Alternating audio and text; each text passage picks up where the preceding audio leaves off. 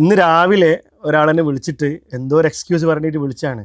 സംഭവം ഞാൻ വേഗം ഫോൺ കട്ട് ചെയ്തിട്ട് അവിടെ വെച്ചു. പുള്ളിന്ന് ഇവിടെ വന്നിട്ടുണ്ട്. കാലിന് വേദന എന്നൊക്കെ പറഞ്ഞിട്ട്. നിങ്ങൾ ആലോചിക്കേണ്ടത്, ഒരു മനുഷ്യന് 24 hours ഉള്ളൂ. കേരളത്തിന് അങ്ങോട്ടും ഇങ്ങോട്ടും മാത്രമല്ല, GCCയിൽ ഒരു ദിവസം GCCയിൽ, ഒരു ദിവസം ചൈനയിൽ, ഒരു ദിവസം നാട്ടിൽ, ഇങ്ങനെ നടക്കുന്ന 58-ാം വയസ്സിലും ഒരു 24-കാരൻ്റെ ഒരു പ്രസ് റിപ്പോർട്ട് നടന്നിട്ട് ബിസിനസ് ചെയ്യുന്ന ഒരാളുണ്ട്. ആൻഡ് ഇദ്ദേഹത്തിൻ്റെ പേര് ഞാൻ കണ്ടതും അല്ലെങ്കിൽ ഇദ്ദേഹത്തിൻ്റെ വീഡിയോ കണ്ടിട്ടൊന്നുമല്ല.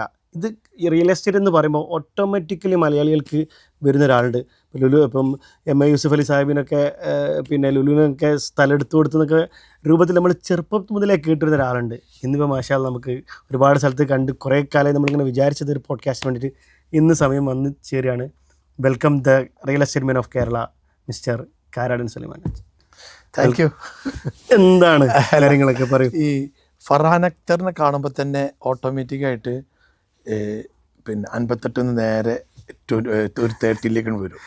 എന്താ വെച്ചാൽ കുറേ വീണ് എണീറ്റിട്ട് ഒരു എക്സ്പീരിയൻസ് ഇല്ല. അതായത് ഒന്ന് ചെയ്യും, അതിലൊന്ന് വീഴും, പിന്നെയും എണീക്കും, പിന്നെയും വീഴും, പിന്നെയും വീഴും.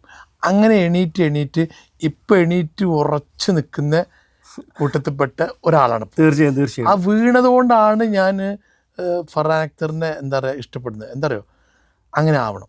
വീണാൽ നമ്മൾ പഠിക്കുള്ളൂ. വീണ് പഠിക്കണം.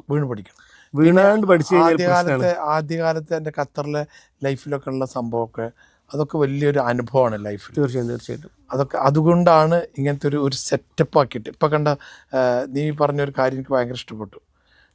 ഒരു ഷർട്ടിൻ്റെ കാര്യത്തിൽ ഇപ്പം നീ ആകെ ഒരു എപ്പോഴാണെങ്കിലും ഒരു ടീഷർട്ട് ഉപയോഗിച്ചുകൊണ്ട് സ്ഥിരമായി. അപ്പോൾ അതുകൊണ്ട് നിന്നിപ്പോൾ ഐഡൻറ്റിഫൈ ചെയ്യാൻ ഒരു പ്രശ്നമില്ല. നിനക്കൊരു കൺഫ്യൂഷൻ ഇല്ല. അത് പറഞ്ഞപ്പോൾ ഞാൻ ഞെട്ടിയിരിക്കപ്പോൾ അതിലേക്ക് നമ്മൾ പിന്നെ അതിലേക്ക് എത്തണം എന്നുള്ളതാണ് എൻ്റെ അഭിപ്രായം.